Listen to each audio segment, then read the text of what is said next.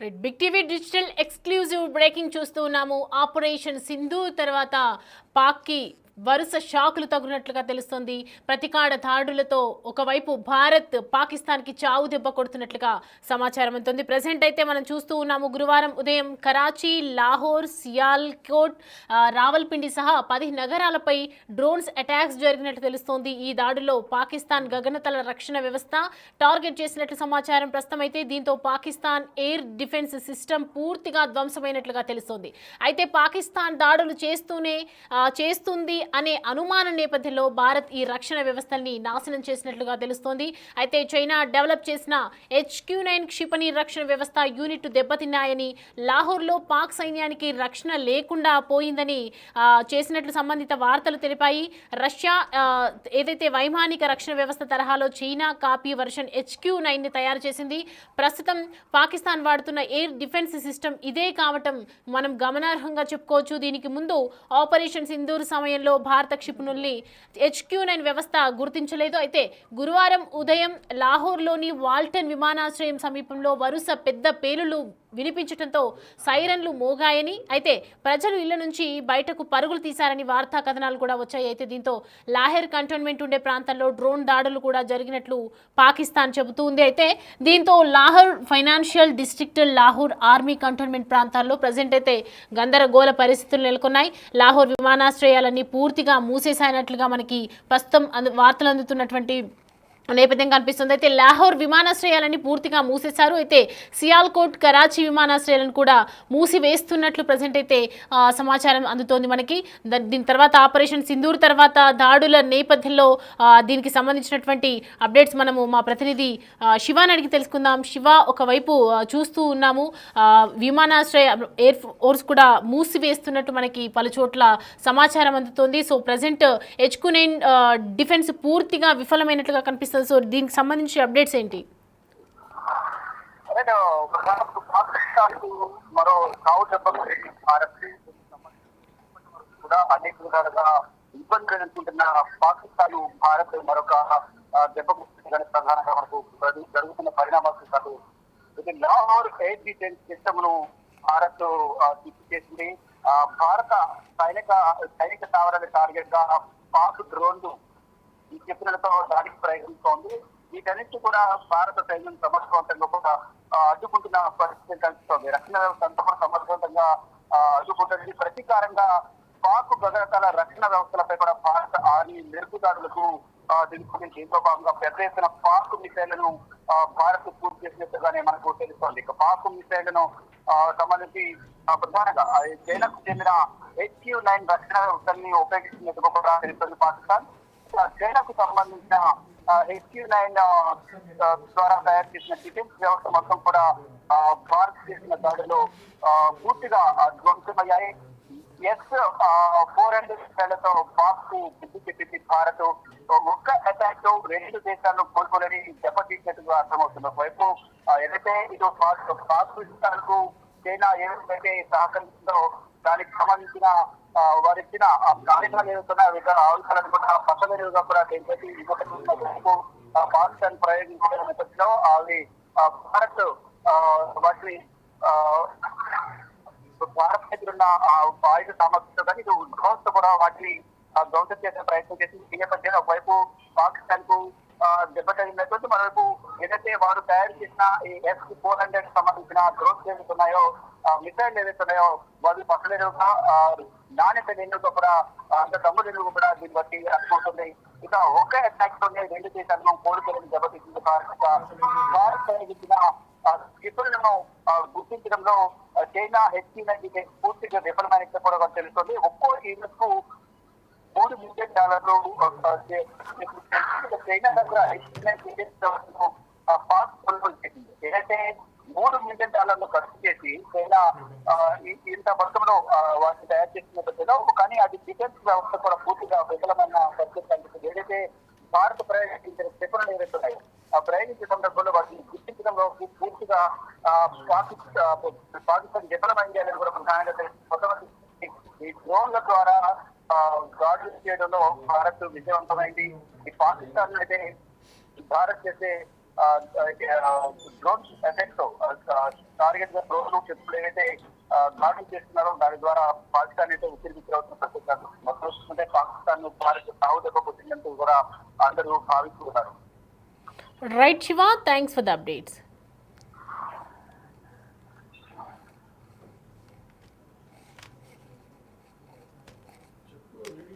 Right, చూస్తున్నాం కదా, China HQ-9 ఏదైతే పాకిస్తాన్ వాడుకుందో దానికి సంబంధించి డిఫెన్స్ పూర్తిగా విఫలమైనట్లుగా తెలుస్తోంది. ప్రజెంట్ ఒకవైపు భారత్ అలాగే పాక్ మధ్య యుద్ధ వాతావరణం కనిపిస్తున్నటువంటి నేపథ్యంలో భారత్ ప్రతీకార దాడులతో ఒక్కసారిగా భారత్లోని 15 నగరాలకు సంబంధించి దాడులకు పాక్ యత్నం చేస్తోంది. భారత్లోని 15 నగరాల్లోని మిలిటరీ స్థావరాలపై పాకిస్తాన్ దాడులు చేసేందుకు ప్రయత్నించి విఫలమైనట్లుగా పూర్తిగా జాతీయ మీడియా కూడా దీనికి సంబంధించి పేర్కొనడం జరిగింది. అయితే చైనాకు చెందినటువంటి BVR మిసైల్స్తో దాడులు చేసేందుకు యత్నించగా మనం అనుకున్నట్లుగానే, అంటే ఏ దేశాలు ప్రపంచంలో అందరూ కూడా నిన్న జరిగినటువంటి అర్ధరాత్రి జరిగినటువంటి భారత్ ఏదైతే చేసిందో స్థావరాలను ఖతం చేసిందో దానికి సంబంధించి ప్రపంచ దేశాలన్నీ కూడా వెనక్కి వస్తాయి, అందరూ సపోర్ట్ చేస్తున్నారు అనుకున్నటువంటి నేపథ్యంలో చైనా కూడా ఒక ముందడుగు వేసింది. చైనాకు సంబంధించి చైనాకు చెందినటువంటి BVR మిసైల్స్తో ఒకవైపు దాడులకు యత్నించింది.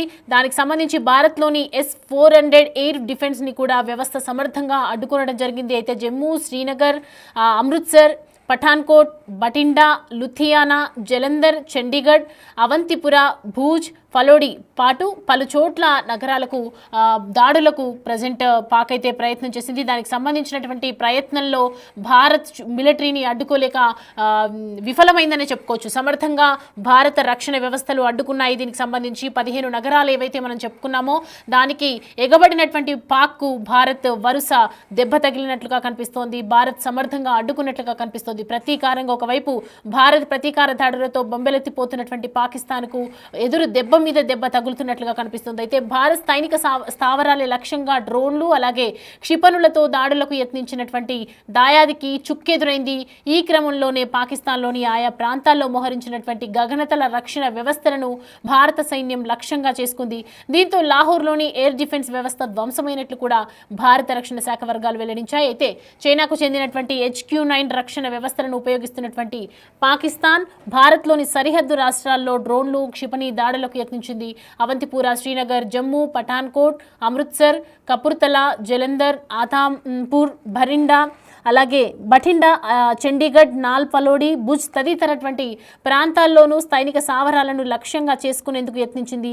అయితే వీటిని ఇంటిగ్రేటెడ్ కౌంటర్ US గ్రిడ్ గగనతల రక్షణ వ్యవస్థలతో సమర్థంగా అడ్డుకున్నట్లు మనకి ప్రజెంట్ తెలుస్తోంది. అయితే భారత సైన్యం లక్ష్యంగా చేసుకొని ఏదైతే పాకిస్తాన్ చేస్తున్నటువంటి దాడులతో లాహోర్లోని ఎయిర్ డిఫెన్స్ వ్యవస్థ కూడా ధ్వంసమైనట్లు తెలుస్తుంది. భారత రక్షణ శాఖ వర్గాలు కూడా దీనికి సంబంధించి మనకు వెల్లడించాయి వార్తలు.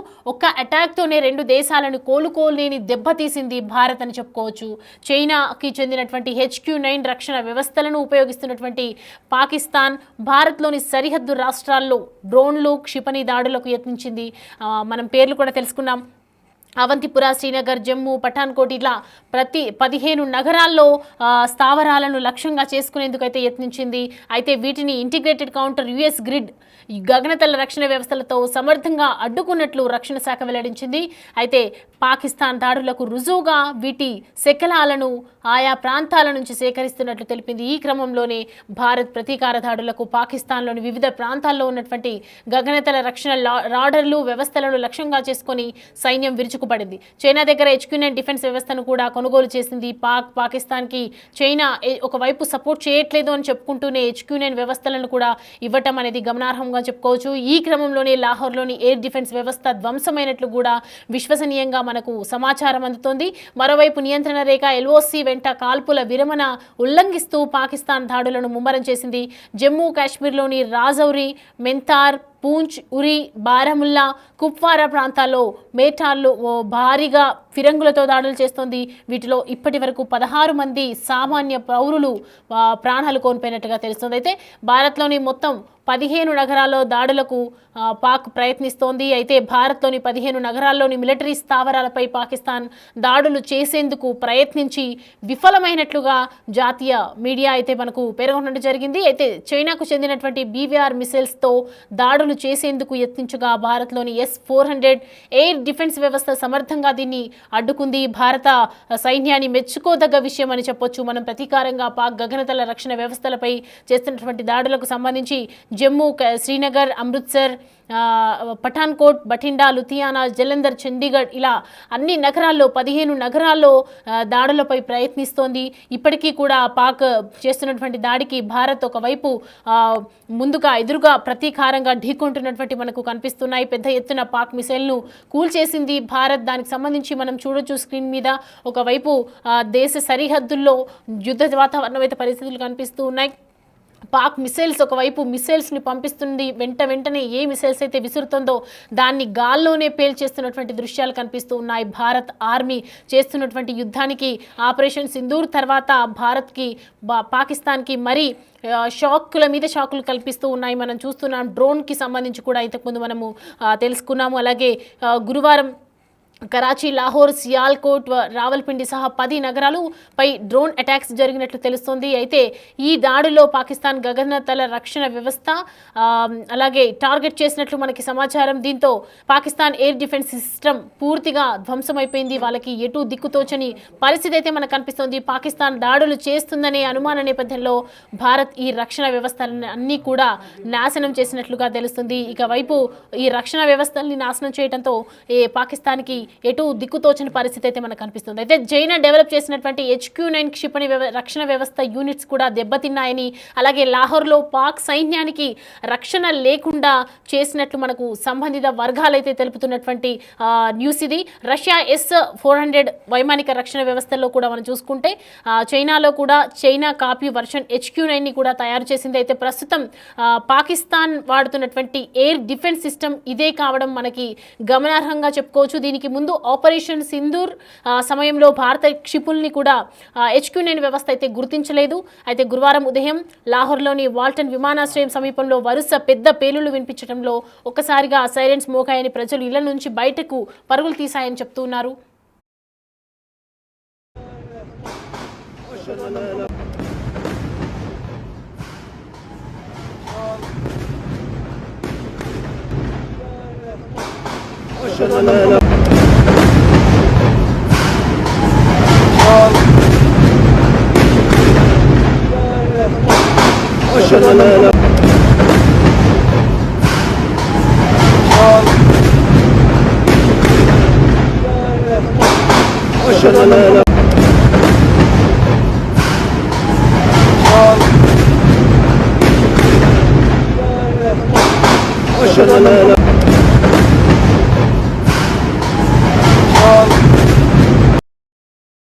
धमाका हुआ है, ये बताया जा रहा है कि जोरदार धमाके से सबसे बड़ी खबर आपको बता दें, और बड़ी खबर पाकिस्तान के कराची से मिल रही है, जहां पर जोरदार ब्लास्ट हुआ है।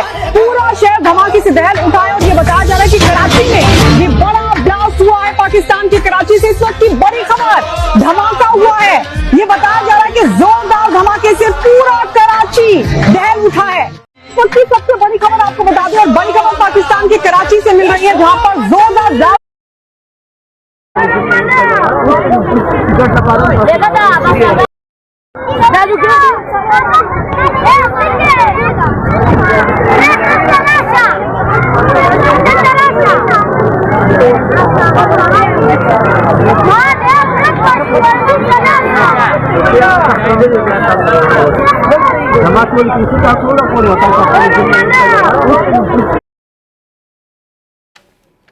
రైట్. పాకిస్తాన్ ఏదైతే చైనా అండా చూసుకొని HQ-9 పంపించిందో, వాళ్ళు పంపించినటువంటి క్షిపణులను గుర్తించడంలో నిజంగా చెప్పాలంటే చైనా పూర్తిగా విఫలమైందని చెప్పుకోవచ్చు.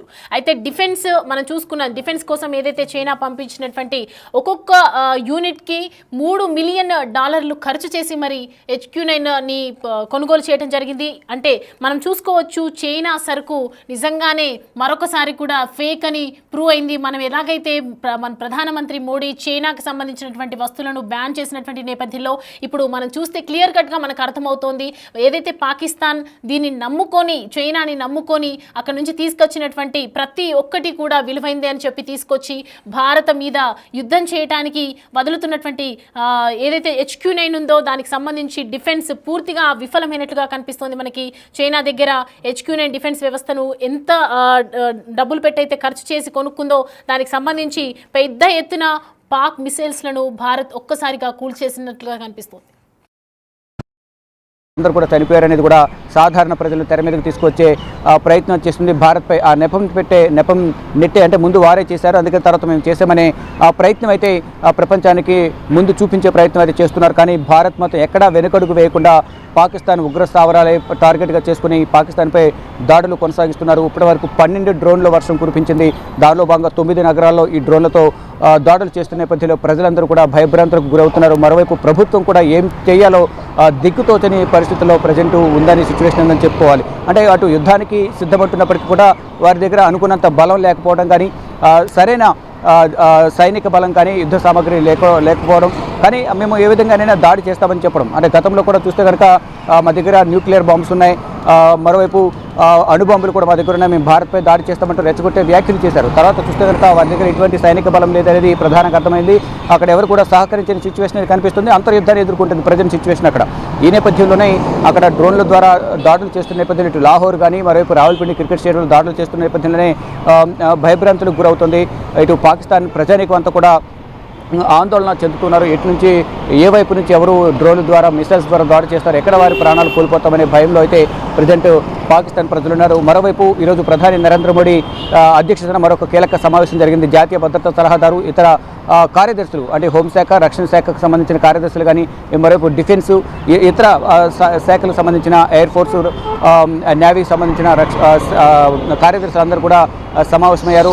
క్షేత్రస్థాయిలో ఫర్దర్గా తీసుకోవాల్సిన నిర్ణయాలు ఏంటి, నెక్స్ట్ స్ట్రాటజీ ఏ విధంగా ఉండాలి, ఇప్పుడు అయితే 9 స్థావరాలపై దాడులు చేశాం, ఫర్దర్గా ఎటువంటి స్ట్రాటజీతో ఎటువంటి వ్యూహాలతో ముందుకు వెళ్ళాలి అనే అంశాలపై కూడా వారు కూడా కొన్ని దిశానిర్దేశం చేశారు. మరోవైపు సమీప రాష్ట్రాలు ఏవైతే ఉన్నాయో, సరిహద్దు ప్రాంతాలకు సంబంధించిన రాష్ట్రాలు, ఎఫెక్టెడ్ రాష్ట్రాలు ఏవైతే ఉన్నాయో పాకిస్తాన్, అలాగే భారత్కు సంబంధించిన సరిహద్దు రాష్ట్రాలు పంజాబ్ కానీ, గుజరాత్, రాజస్థాన్, సిక్కిం, పశ్చిమ బెంగాల్, ఉత్తరాఖండ్ రాష్ట్రాలు ఏవైతే ఉన్నాయో పంజాబ్, ఈ రాష్ట్రాలన్నీ కూడా ఎఫెక్టెడ్ ఏరియాస్ కాబట్టి సమీపంలో ఉన్నాయి కాబట్టి బోర్డర్స్కు ఎటువైపు నుంచైనా పాకిస్తాన్ దాడి చేసే అవకాశం ఉంది. దానిలో భాగంగా అమృత్సర్పై ఒక డ్రోన్తో దాడి చేసిన నేపథ్యంలో యాంటీ మిసైల్ సిస్టమ్ దాడితో భారత్ కూడా దాన్ని తిరిగి తిప్పికొట్టే ప్రయత్నం చేసింది. దాన్ని పొలాల్లో కూల్చివేసిన పరిస్థితి కనిపిస్తుంది. దానికి సంబంధించిన వీడియోస్ అన్ని కూడా ఇప్పుడు సోషల్ మీడియాలో వైరల్గా మారుతున్నాయి. ఏదైతే పాకిస్తాన్ ప్రయోగించిన చైనాకు సంబంధించిన ఏదైతే మిసైల్ ఎదుగుతుందో దాన్ని యాంటీ సిస్టమ్ మిసైల్తో భారత్ కూల్చివేసిన పరిస్థితి కనిపిస్తుంది. అటువంటి ఎన్ని దాడులు చేసినా దాన్ని కూల్చివేసే సామర్థ్యం మా దగ్గర ఉంది అనేది కూడా ధీటుగా భారత ఆర్మీ, అలాగే నేవీ, ఎయిర్ ఫోర్స్ సంయుక్తంగా దాడులు చేస్తున్నాయి. దానికి ధీటుగా సమాధానం చెప్పే ప్రయత్నం అయితే చేస్తూ ఉన్నాయి.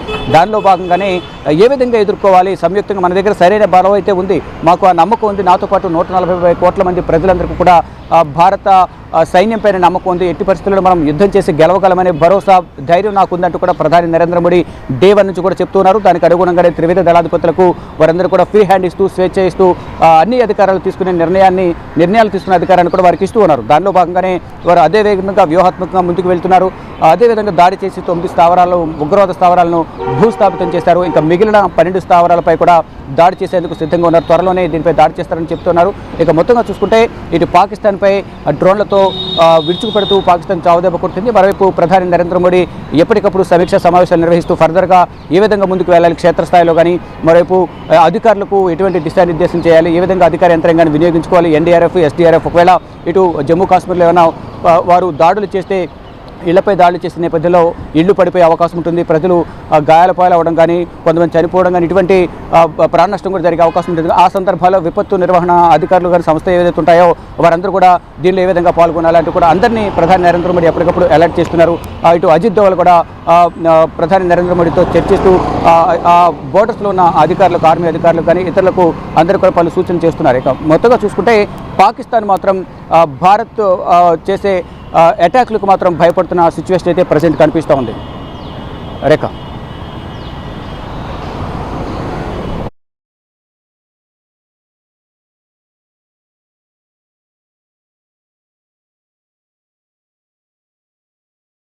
చూస్తున్నాం కదా, ప్రతీకారంగా జరుగుతున్నటువంటి యుద్ధంలో దేశ సరిహద్దుల్లో కాల్పుల మీద కాల్పులు జరుగుతున్నాయి. అయితే పాకిస్తాన్కి చెందినటువంటి HQ-9 ఎయిర్ డిఫెన్స్ మిసైల్ లాంచర్లకు తీవ్ర నష్టం వాటిల్లిందని భారత రక్షణ మంత్రిత్వ శాఖ కూడా ప్రకటించింది. లాహోర్లో ఏర్పాటు చేసినటువంటి గగనతల రక్షణ వ్యవస్థ పూర్తిగా పనిచేయకుండా చేసినట్లు అధికారులు వెల్లడించారు. ఇది పాకిస్తాన్ భద్రతా వ్యవస్థకు భారీ దెబ్బగానే భావించవచ్చు. ఎందుకంటే చైనాని నమ్మి ఏదైతే తీసుకుందో భద్రతా దళానికి సంబంధించి HQ-9 ఎయిర్ డిఫెన్స్ పూర్తిగా విఫలమైనట్లుగా తెలుస్తుంది. అంటే చైనా మాలే అని మరొకసారి రుజువైంది.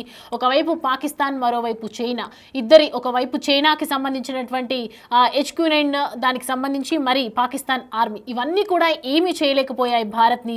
ఒకవైపు భారత్ దాడులకు తట్టుకోలేకపోతుందని చెప్పొచ్చు పాకిస్తాన్.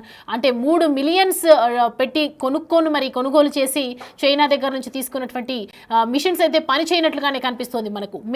రాత్రి 7-8 రాత్రి మధ్య పాకిస్తాన్ భారతదేశం ఉత్తర పశ్చిమ ప్రాంతాల్లోని అవంతిపుర, శ్రీనగర్, జమ్మూ, పఠాన్కోట్, అమృత్సర్, కపూల్తరా, జలంధర్, లుధియానా, ఆడంపూర్, బటిండా, చండీగఢ్, ఫలోడి, ఉత్తర్లాయ్, భుజ్లపై డ్రోన్లు, మిసైళ్లు పంపించి మిలిటరీ టార్గెట్లను లక్ష్యంగా చేసుకుంది. అయితే భారత ఇంటిగ్రేటెడ్ కౌంటర్ UAS గ్రిడ్ గగనతల రక్షణ వ్యవస్థలు ఈ దాడులను సమర్థంగా తిప్పికొట్టడంతో పాకిస్తాన్ ఒక్కసారిగా చుక్కెదురైనట్లుగా తెలుస్తుంది, ఉచ్చు బిగుసుకున్నట్లుగా కనిపిస్తుంది.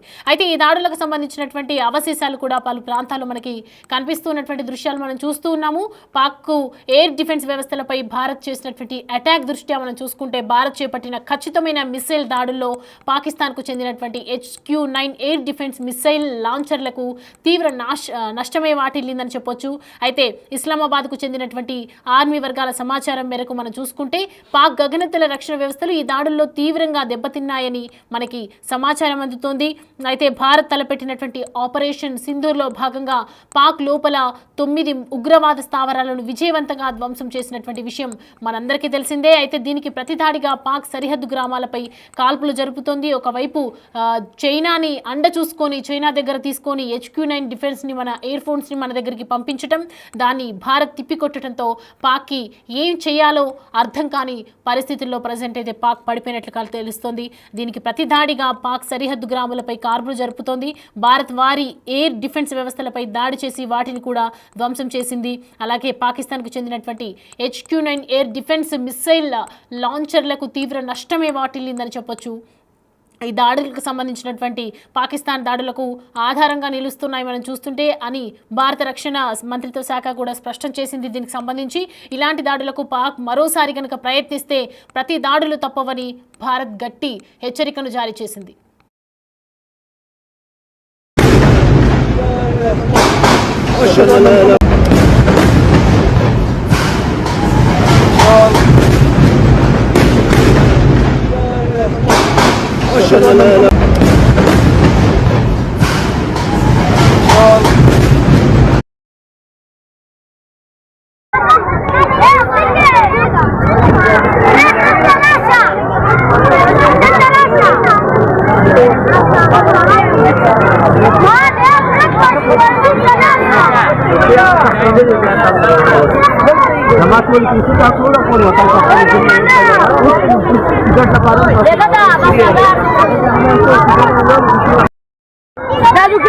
आपको बता दें, और बड़ी खबर पाकिस्तान के कराची से मिल रही है, जहां पर जोरदार ब्लास्ट हुआ है, पूरा शहर धमाके से दहल उठाया।